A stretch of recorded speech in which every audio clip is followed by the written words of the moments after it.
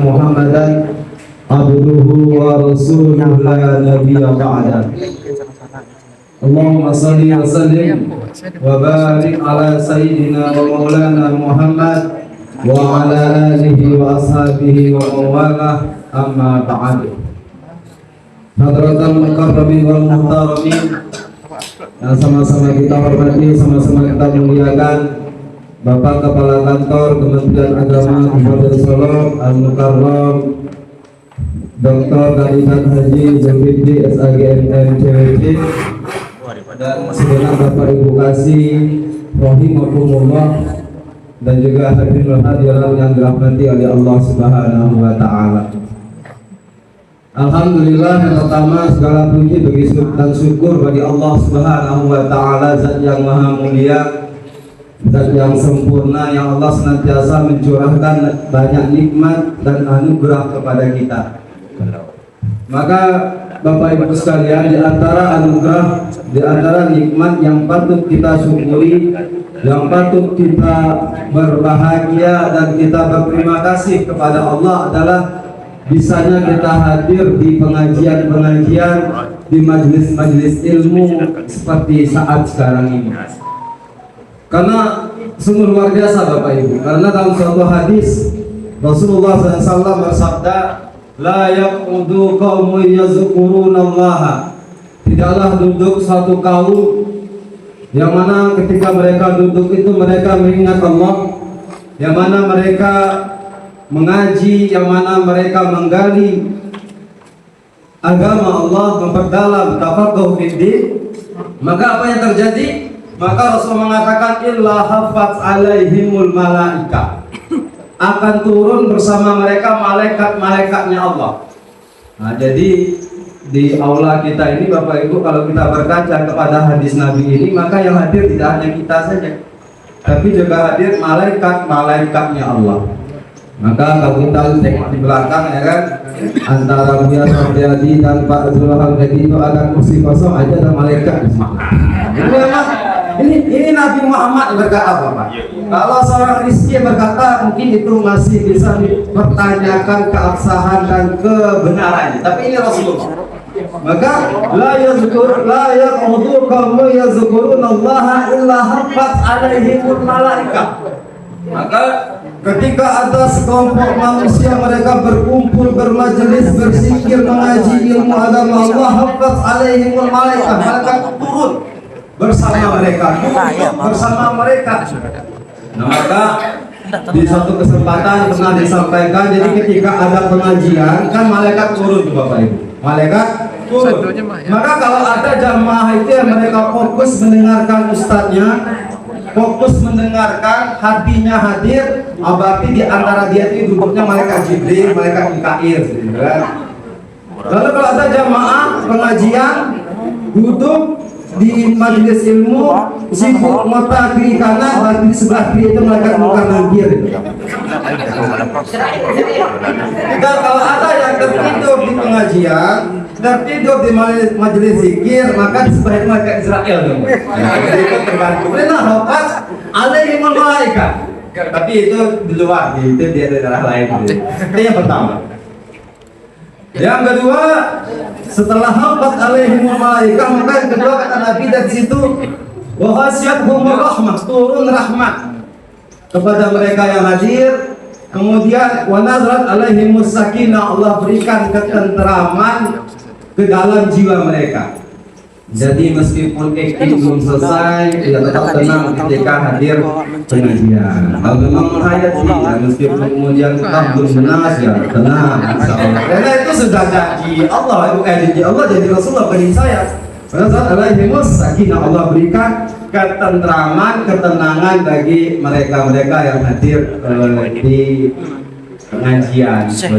Dan yang terakhir, wa nazat ala wa zakarahumullah fi man indah, maka Allah akan menyebut nama-nama mereka yang berzikir itu di sisi Allah. Jadi kalau kita orang-orang awam ini kan misal disebut oleh Pak Prabowo nama kita kan, bisa negara kita senang ya. Tapi apalagi kalau Allah yang maha tinggi, Allah yang maha mulia menyebut kita, ya kan? Wa dzakarahumullahu fi man indah, maka Allah akan menyebut nama-nama orang yang senang hadir pengajian, senang hadir wirid. Nah, itu di sisi Allah yang paling tinggi di alam yang sangat tinggi sana. Kemudian Bapak Ibu, salawat dan salam, ini baru permukaan aja ya. Salawat dan salam semoga senantiasa tersampaikan kepada junjungan kita Nabi Muhammad Sallallahu Alaihi Wasallam.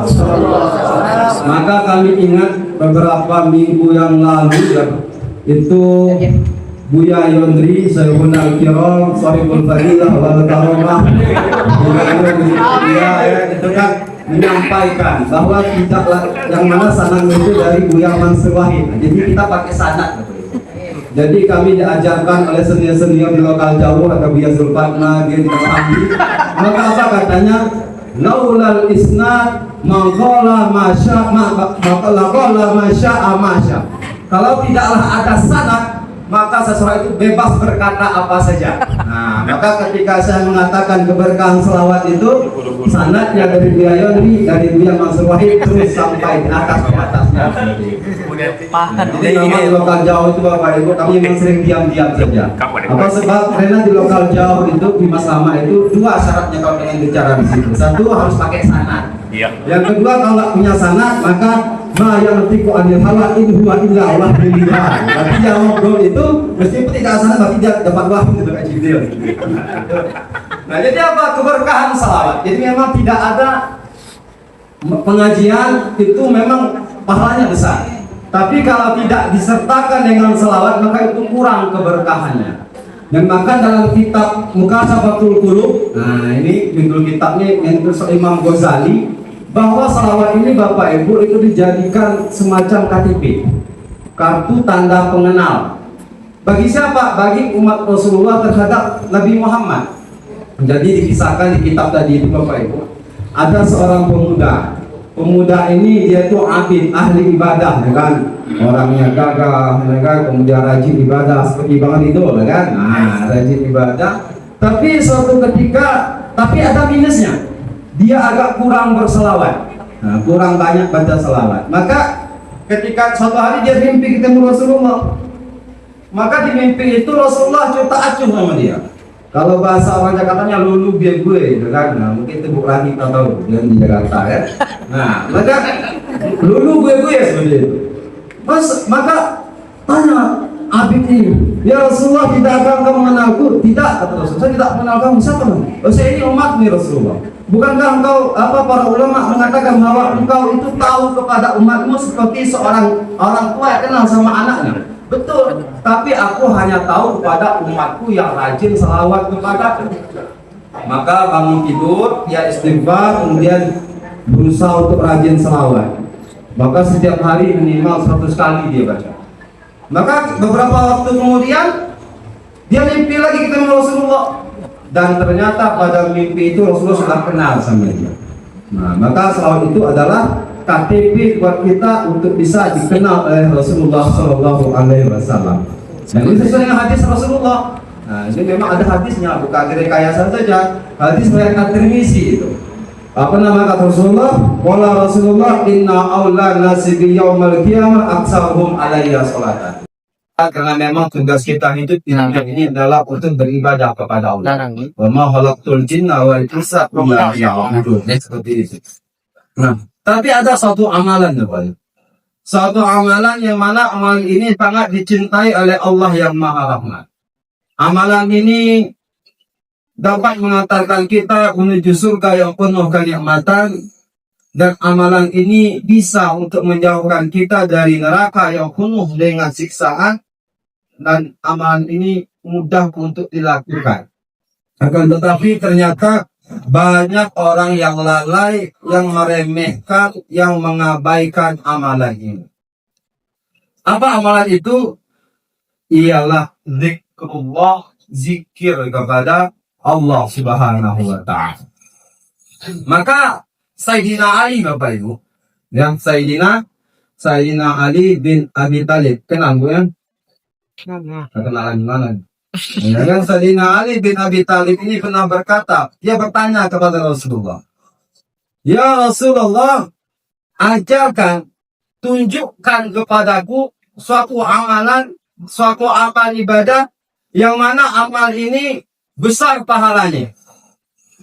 Kemudian mudah dikerjakan dan cepat untuk mendekatkanku kepada Allah." Jadi ini luar biasa, 3 in 1. Jadi Ali bertanya kepada Rasulullah 3 pertanyaan tetapi tak satu jawaban.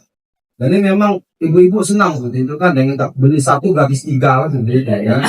Nah, jadi memang itu kesan Ali Bapak Ibu. Karena dalam suatu lirik dia katakan, Rasulullah berkata, "Ana Madinatul ilm wa ali babuha." Dengan saya ini daerah gudangnya ilmu dan Ali itu gerbangnya. Memang kecerdasan Ali itu luar biasa. Maka dia tanya, amalan yang dikerjakan sekali tapi pahalanya besar, cepat mendekatkan seorang hamba kepada Allah dan mudah dikerjakan, maka Rasulullah menjawab, hendaklah engkau berzikir kepada Allah Subhanahu wa Ta'ala. Jadi memang Ali memang banyak berzikir Bapak Ibu. Makanya kalau kita lihat lahirlah ahli zikir, muridnya Syekh Nazim At-Taqoni. Ini memang zikir-zikir laksanaan dia bahkan sangatnya bersambung kepada Sayyidina Ali bin Abi Thalib. Memang dia itu ahli zikir. Nah, karena zikir ini mudah dikerjakan Bapak Ibu, maka mungkin kita menganggapnya remeh. Kita menganggapnya sepele, padahal pahalanya itu besar di sisi Allah Subhanahu wa Ta'ala. Bahkan tidak hanya manusia Bapak Ibu.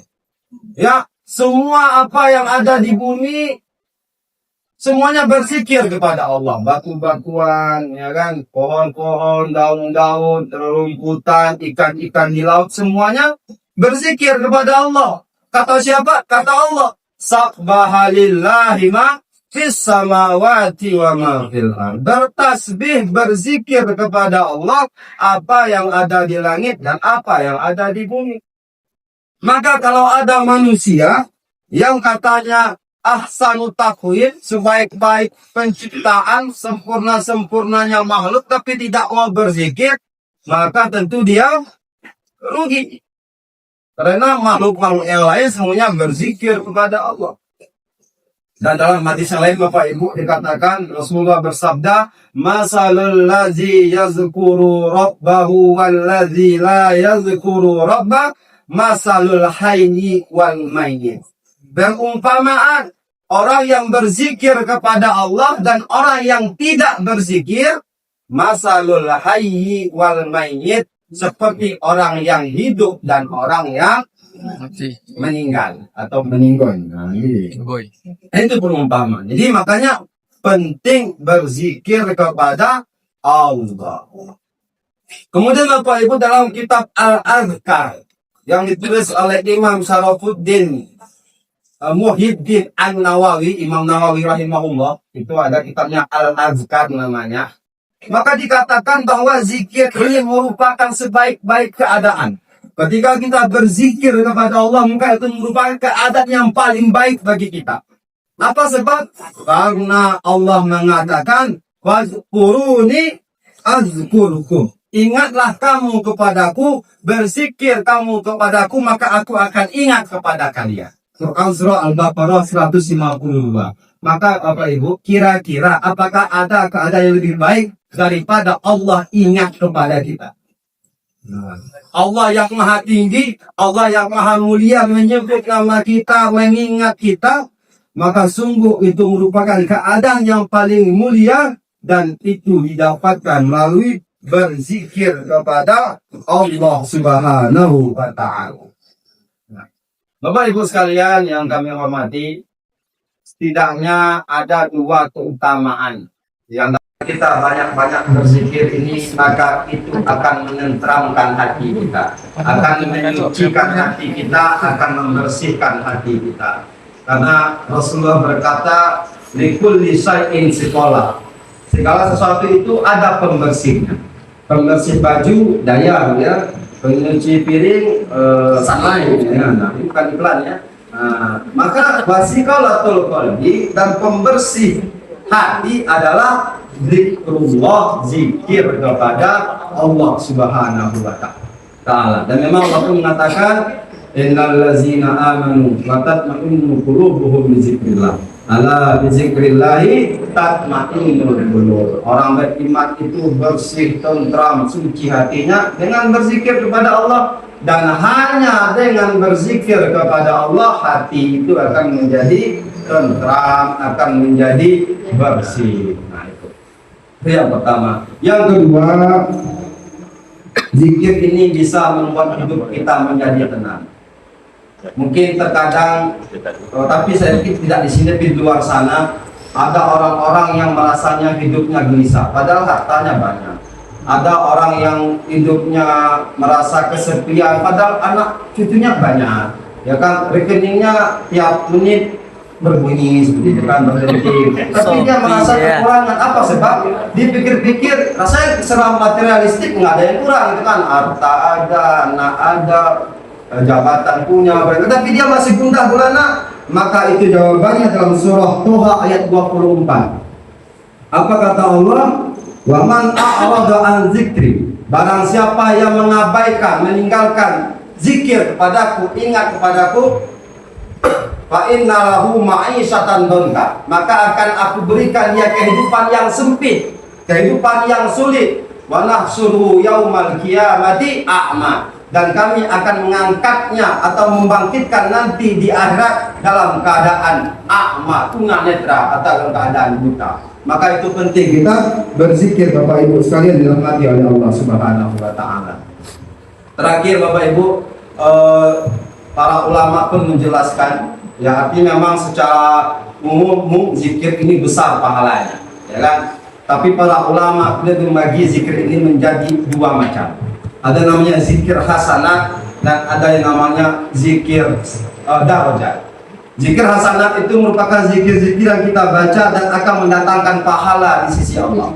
Itu pasti, apapun zikirnya. Subhanallah walhamdulillah, ataupun la haula wala quwata illa billah, istighfar, itu akan mendatangkan zikir kepada Allah karena dia sudah maksud dari Al-Quran dan hadis. Nggak ada tingkatan lagi Bapak Ibu, namanya tingkatan zikir darajat, yakni zikir yang tidak hanya mendatangkan pahala tetapi juga bisa mendatangkan derajat yang mulia di sisi Allah. Dan memang zikir darajat ini yang paham itu ya Zulkarnain.